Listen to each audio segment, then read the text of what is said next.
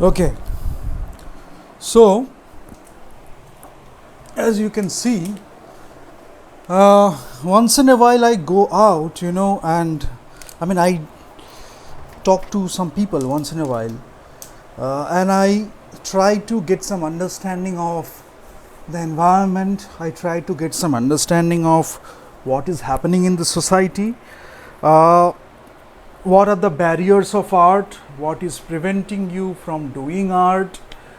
um, what is preventing you to do your best creation, the barriers and all these things. So when I talk about all these things with people from the crowd, generally people who are not like layman, but for people who have artistic inclination, art appreciation, they like to watch movies. So that can be the starting point. From there, how you can take it at a higher level, to pursue art at a much bigger level, at a much higher level, because it's like you go through a journey and your process evolves, your artworks evolve, and the way you present it, all these things, it carries some part of you. So and you learn from each and everything. So sometimes you do it consciously, sometimes you don't do it so consciously, but it is a part of yourself. So what I found out is, let me just discuss, because this is not something I want to discuss here, but since I am discussing these things in some other places as well, let me just keep it here too, so that once in a while you can come and you can watch it. Well-being. When we talk about well-being, it's a question of well-being. We want to be good, we want to feel good, we want to feel the good emotions, we want to have a great feeling, we want to experience great things in life, personal level. At a personal level, personally, we want to feel something great about something. It may be being with a partner, it may be looking at an artwork, it can be appreciating a movie, it can be appreciating an artwork, it can be listening to a discussion, it can be listening to poetry, music, whatever you choose to do.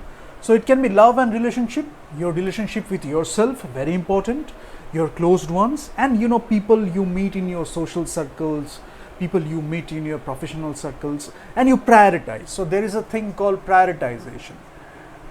According to your requirement, you do the prioritization. And now if I talk about introversion, many people are introverts. They are preferring more solitude.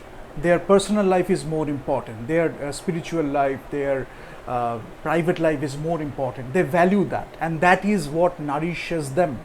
So that's for them. For some other person, it can be very outgoing personality, extrovert.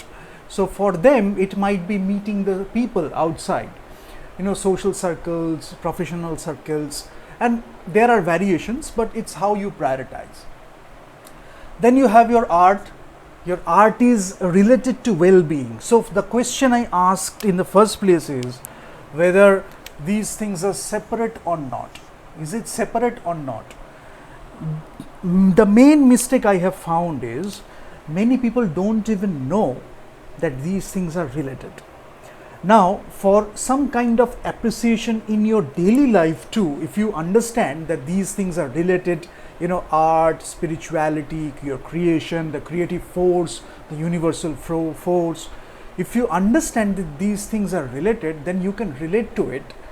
Maybe you are not pursuing art for yourself as a profession, but you still like to do few designs, you still like to do few artworks, you still like to do it as a hobby. Maybe you play an instrument, maybe you write something for yourself. Then gradually you may become a writer, you publish your articles, you show your artworks to people. So it can be a journey, but it starts with appreciation, aesthetics. So this is not separate. The first thing what I want to mention is this is not separate. This is not separate, but there are forces that tell you that these things are separate. Generally, they are treating art like that. So they don't involve themselves much, they don't engage much, and they don't create artworks like that. As a result, when people watch it, they don't feel the same. They feel something is lacking. If they have understood it, they will understand it more, that there is something lacking. Now, the more involved you are in the process, the more you will understand there is a gap. What is the gap? You don't understand that these things are not separate, these are related, but you can choose to do accordingly, according to your prioritization, or maybe the need of the hour, the requirement of the audience. But it is actually a creative force. The amount you are playing with, that can be a different thing altogether. You are looking at a particular context or situation, and then accordingly you are choosing to create a particular artwork. How you are channelizing your energies. So art, well-being, many people don't even know how well-being is connected to art. They think art is something very bad. But when you appreciate art, what are you doing? You are appreciating art, you are looking at art. Today you might look at art in a different way, tomorrow you will look at art in a different way. Because your journey as a human being, as an artist, it is evolving. Situation is changing. Maybe today you are in a very happy condition, you are going to watch an artwork or a performance. Tomorrow you are in a very jovial mood, in a very happy mood, and then you are going to see the artwork, or maybe you are going to see the movie. So how you are perceiving those things may be in different ways, but the movie is there, the artwork is there, and you are getting something from the artworks or the creation or the movies or the performances, whatever it is. Because sometimes, sometimes just because of the transportation ability, we go to watch a performance, we go to watch a concert, we want to have some good time with friends, we want to have some good time with our loved ones. So we are creating art maybe together as a collaborative process, or maybe individually we are creating some artworks and people are coming, they are giving their feedback, they are giving their suggestions, and we are having a discussion. Sometimes we are giving lectures, presentations and discussions. So everything, I am talking about the entire thing. But well-being, if you separate well-being from that, then you are communicating in a way that is not considering well-being. But if it is intrinsically a part of you, that whatever you are doing that is connected to the well-being aspect, then you will understand when people are watching it, when people are questioning you or your artwork, when they are coming up with different questions, it will have that thing, that everything is related, everything is connected.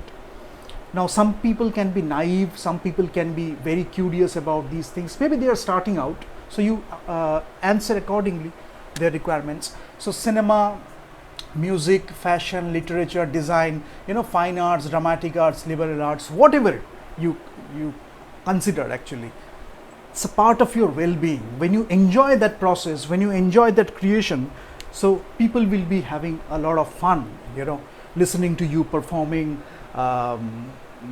looking at your creation, and listening to the stories while doing the creation.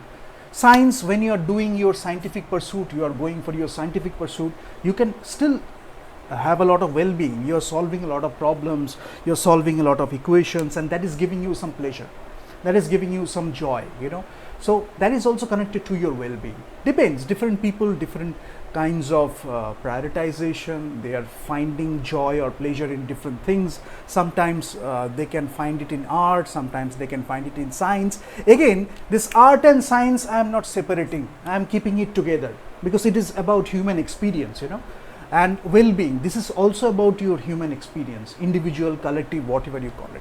So anything, this is connected to well-being. When you do that, you are actually talking about humanity. So whatever you are creating, that is actually helping humanity.